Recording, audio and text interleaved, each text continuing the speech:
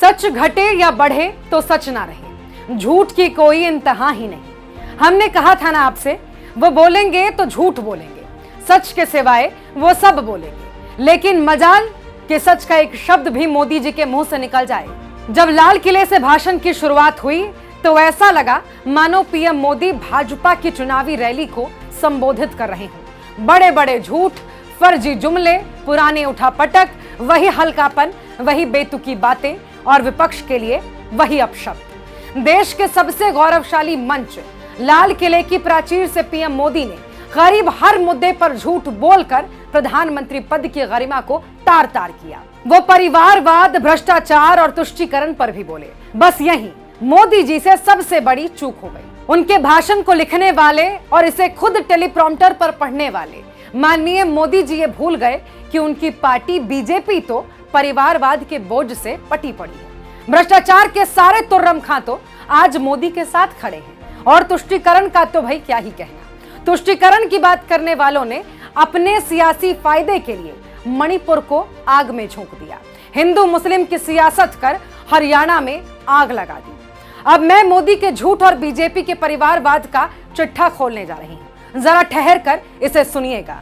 यह कहानी है पंचायत से लेकर राष्ट्रीय राजनीति तक परिवारवाद से पटी पड़ी बीजेपी की।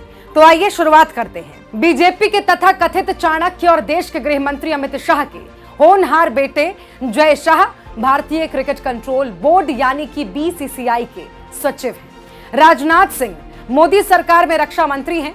उनके बेटे पंकज सिंह यूपी से विधायक हैं। इतना ही नहीं, वो साइकिलिंग फेडरेशन ऑफ इंडिया के अध्यक्ष भी हैं। हिमाचल प्रदेश के पूर्व मुख्यमंत्री रहे प्रेम कुमार धूमल, उनके बेटे अनुराग ठाकुर मोदी सरकार में मंत्री हैं। वेद प्रकाश गोयल अटल बिहारी वाजपेयी सरकार में कैबिनेट मंत्री रहे और अब उनके बेटे पीयूष गोयल मोदी सरकार में मंत्री हैं। अटल जी की ही सरकार में मंत्री रहे हैं देवेंद्र प्रधान, अब उनके बेटे धर्मेंद्र प्रधान मोदी कैबिनेट में मंत्री हैं। मोदी सरकार में मंत्री किरण रिजिजू ये रिंचिन खारू के पुत्र हैं, जो अरुणाचल प्रदेश के पहले प्रोटेम स्पीकर थे। महाराष्ट्र के डिप्टी सीएम देवेंद्र फडणवीस ये महाराष्ट्र के पूर्व मुख्यमंत्री गंगाधर पंत फडणवीस के बेटे हैं।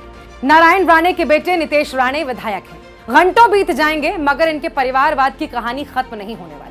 मोदी साहब भ्रष्टाचार की बात करते हैं पर वो सीएजी के खुलासे पर कुछ नहीं बोलते। द्वारका एक्सप्रेसवे पर जो 1 किलोमीटर सड़क 18 करोड़ में बननी थी, उसके लिए 250 करोड़ को कैसे मंजूरी मिली ये नहीं बताते। अडानी महाघोटाले पर तो उनकी जुबान जैसे सिल जाती है।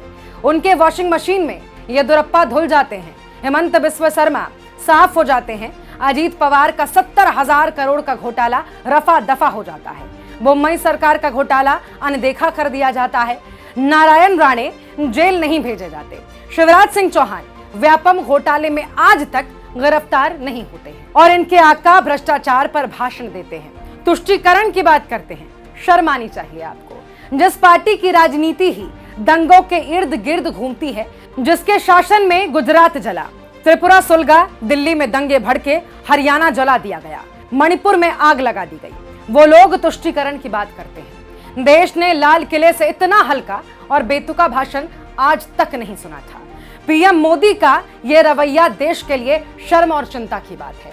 चिंताजनक बात यह है कि पूरे 10 सालों में पीएम मोदी को एक बार भी इस बात का एहसास नहीं हुआ कि वो भारत के प्रधानमंत्री हैं, भाजपा के प्रचार मंत्री नहीं।